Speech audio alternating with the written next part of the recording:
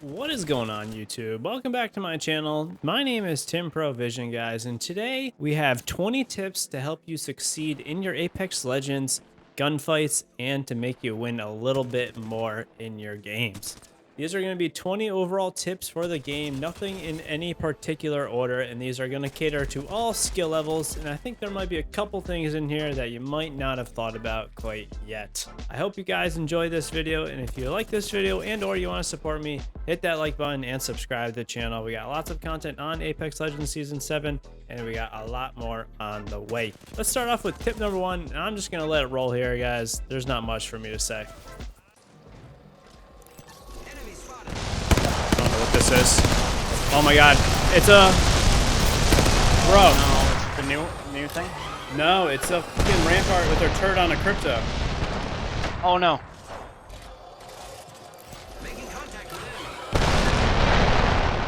Dead. Don't do that. Tip number 2, in my opinion, is that you should be using a legend that has good movement abilities. And I'm looking at you, Pathfinder, Horizon, and Wraith. There's a lot of variation in height on this map, Olympus, than any other map in the game. And because of this, it's really crucial that you have a legend that can get you and or your team around the map easily. You're gonna see right here, I zipline down to this roof. And even though it's such a short zipline, it's so crucial to us getting this choke point and blocking this team off. This team literally has nowhere else to go other than through us now at this point. And this makes it really easy for us to hold this area because I was able to zipline to that roof of that building. So make sure you're using a legend that has a lot of movement ability, and this will help you come out on top in a lot of your engagements for this map.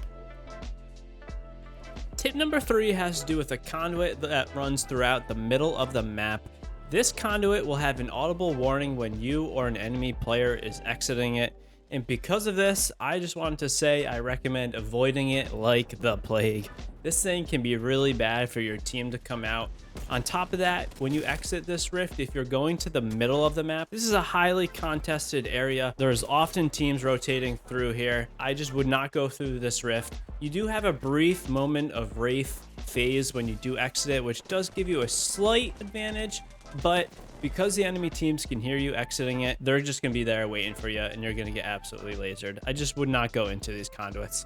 And that leads us right into tip number 4, which is to use these choke points to your advantage. And we will go over this more later, but this conduit area in particular is an extremely contested area where a lot of teams will be rotating through. I would recommend looting up and going to this area if you want to be farming kills for the match. You almost don't need to go on the hunt because the teams are just going to come to you. So go to this area if you want to farm kills and get higher kill games.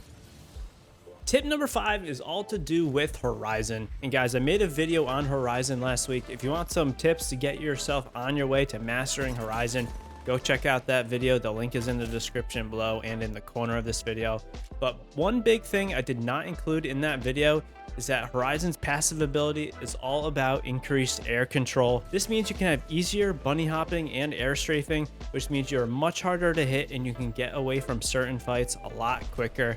And on top of that, guys, you can see people through the black hole when you drop it, which is pretty awesome. This is almost like a fog or a smoke for this character. Horizon is one of the best legends in the game due to all of these abilities. She has crazy movement, and we are just starting to scratch the surface. So try out Horizon if you have not tried her out yet. Tip number 6 is to use medium to long range guns. Make sure you guys are carrying one of these medium to long range weapons. And what I mean by this is to make sure you're using something like a flatline, a hemlock, a G7, even an R301. And I say this honestly because there's a lot more open areas that you can see much farther than the previous 2 maps that we have played on in the past. And even the inside areas are a lot more open than in previous maps, in my opinion. And if you just carry one of these longer range weapons, this is just a lot easier to fight a team when they are at that range when you're approaching a fight. The fact that you can pepper someone down a little bit before making that push is huge. I find a lot of times I run R9 in Mastiff or the Volt in the Mastiff, and I just often find myself having to hide in the back while my teammates shoot the people before we can make that push. So definitely pick up a gun that has some range on it. It'll help you out a ton. Tip number 7 needs no introduction. The R99 is back, and boy, is it just as good as it always has been.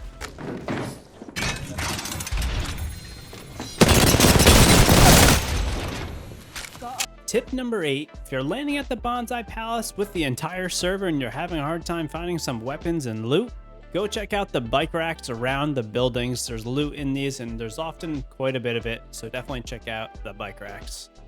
Tip number 9 is if you're shooting a car, part of the damage will also go to the people in the vehicle. And the best way, in my opinion, to neutralize a car is with an arc star. Not only will it stun the car, it also stuns the drivers and is almost a complete wipe automatically. Tip number 10 is that footsteps are louder this season. The footsteps were buffed or nerfed depending on how you look at it, so you can hear people about double the range you previously could. This means it's harder to sneak up on people and it's easier to track targets that are through walls and a little bit ways away from you. Tip number 11 is one that's been consistent throughout Apex's history, but it's more prevalent now than ever for some reason, and that is the ability to third party and get third partied by enemy teams. I have two thought processes behind this. One is that the map is a lot more open in certain areas, which means you can see people from farther away, which means you can start doing damage to them at those medium to longer ranges, which also relates to why I thought you should be using a medium or long range weapon. Another point is, since the interior spots are harder to see people, the sound is way more prevalent and it's honestly what people are following to find a fight. Either way, myself and a lot of pros have been talking about how easy this map is to third party people, and oftentimes this is really noticeable around the center area of the map. Tip number 12 has to do with our favorite gas man, Caustic. While Caustic was nerfed and buffed this season, honestly I find his gas to be extremely deadly. The slight damage boost in the gas makes it much harder to push through. Even though you can now see through the gas if you are being gassed by an enemy, I still find that the damage from it is quite considerably more, and it makes me extremely nervous when fighting a Caustic. So my recommendation really is to stay out of the gas and also to give Caustic a try if you have not tried him at all yet in Apex Legends. And on top of that, there's a lot of choke points on this map, which also benefits Caustic quite a bit. The 13th tip for you is an easy one, but a good one, and that is that the storm damage now does less damage than the previous season. The first zone is unchanged, but all the following zones do a slight percentage less damage to you. So this means honestly that the second one isn't quite as bad as it used to be. You can heal up in it much more easily than you previously could. So don't be afraid to take a little bit more storm damage than you could in the last season. Tip 14 is one that has been highly contested this season, but that is the fact that the battle pass is harder to level up now. The best way for you to level the battle pass though is by doing your daily challenges. The daily challenges, if you do them every day, account for more than half of the total levels you will earn this season. So try your best to do the daily challenges if you want to level up the battle pass as quickly as you possibly can. And my other tip with the battle pass is that make sure you're picking up the treasure packs. It's pretty obvious, but the treasure packs also will give you a bonus star towards your battle pass levels. Tip 15 and all the next few tips have all to do with landing and looting. Tip 15 is to land on the outer ring if you want to have less crazy fights and last just a little bit longer. The entire green area highlighted on the map, in my opinion, is all areas where there should be less people and a little bit more predictability as to where the enemy players will be rotating from. Anywhere in the middle of the map, which is highlighted in red, will be extremely popular in terms of the areas where people are going to be rotating through. And this leads us right into our tip number 16, which is to land in the inner area, specifically around Hammond Labs if you want to have a lot of fights. And if you want to have a lot of fights come to you. Hammond Labs is an extremely open area and there's a lot of easy ways to have people be rotating in. And on top of this, it's extremely easy to hear people across the entire valley, which also goes back to our few tips where you should have a medium to longer range weapon in this area, and you're going to also be getting third partied a lot in here, so just be ready for a crazy time. But if you want to try to push those high kill games, definitely land around Hammond Labs. And this brings me right into tip number 17, which is that my favorite areas to loot are docks and energy depot. Energy Depot is where I go if I want to fight a few teams, and Docks is where I go really if I want to have more of a slower paced game, or if I'm playing with some friends that might not be up for a hot drop. Docks has probably the most loot out of any area in the entire map. There's all the buildings in the center of the POI, and on top of this, there's the entire ring on the outside, which all has boxes and loot and buildings. So land at Docks if you want to get a lot of loot, and then push into the center of the map. This brings us right into tip number 18, which is to run a Loba in your duo or trio squad. If yourself or your teammate runs Loba, this can drastically speed up your time spent looting. You can instantly see if there's anything worth looting in that area, and on top of that, everyone on your team can pick up 2 items. So if there's anything even left after you pick up your 6 items, if you're in a trio, you can go pick it up. And if there's nothing left, then you know you can just keep moving on to find a team to fight or to go loot in a completely different area. Loba's ultimate honestly has been buffed a lot in the last season, and I think she's honestly pretty good now to run if you're trying to pub stomp people and just keep the action moving, so you don't need to waste that time looting. This brings me to tip number 19, which is to use Bloodhound if you're a new or returning player to the game and you need a little bit more practice before picking up a more complex legend. Bloodhound, in my opinion, is the best legend and the easiest legend for those out there just trying to have some decent gameplay. Bloodhound has great utility for your teammates. He has a great ultimate, a great tactical, and a great passive ability.